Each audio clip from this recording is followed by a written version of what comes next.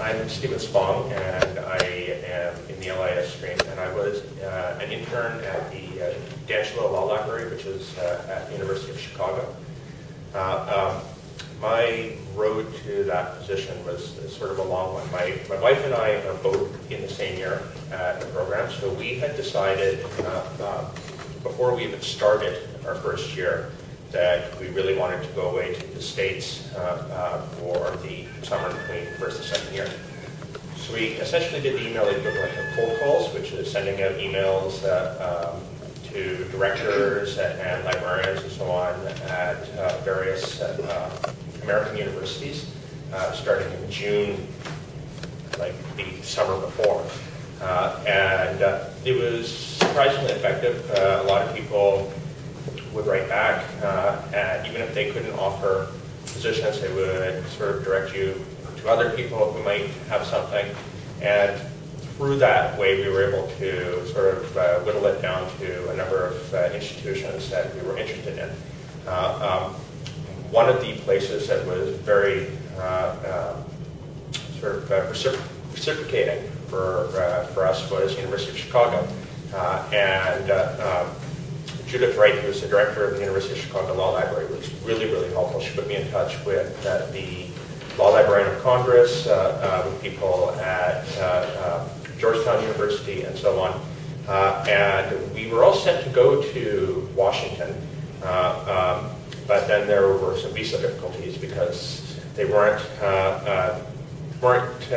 expecting the paperwork that is involved for sponsoring international visa students. So that's definitely something to bear in mind because there's a lot of paperwork and it's good to get started on this very early. So when we ran into the difficulties with Washington, we ended up going back to the University of Chicago. That wasn't a problem. So we got all that sorted out. It's an involving Department of Homeland Security. You have to register, go back and forth. There's a lot of time, money, and effort to sort of get everything sorted out, and it was an unpaid internship, which is something that you have to consider.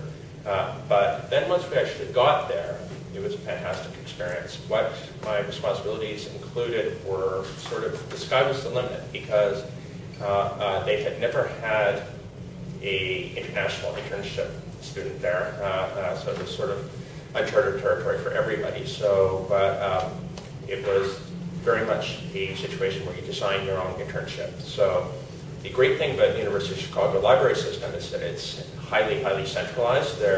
Basically everything is out of one library.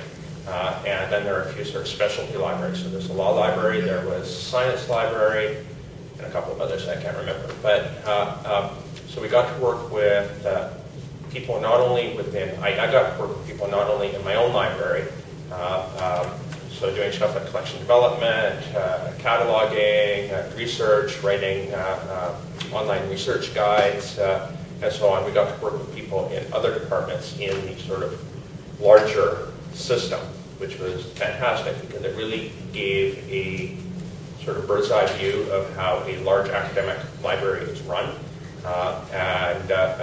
Not only that, we were put in touch with other people at other libraries in Chicago.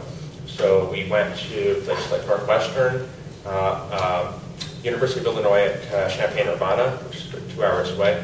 I went to the John Marshall Law School, which is a private law school. So it was interesting because got to get a sense of the different types of libraries that are in the States, which is, I think, there's more variation, especially even within the academic libraries, than there is in Canada. So there's public, there's private, there's state, there's different systems. So we managed to sort of get an overview of everything. And I think that in Canadian libraries, there's definitely a strong interest in American experience. So I think that was fantastic. When I came home, it led to a couple of jobs. I'm now working as a reference assistant at iSchool Law School. So yeah, it was fantastic. It was just a lot of work. It involved a lot of networking. But then once we got down there, was also enormous networking opportunities. And I think that it certainly helps to broaden one's networking opportunities, especially given the competitiveness of the current workplace. I think that if you are even remotely considering going to the States, it's probably not a bad idea to try to, maybe start getting a toehold. So it was very valuable and fantastic experience.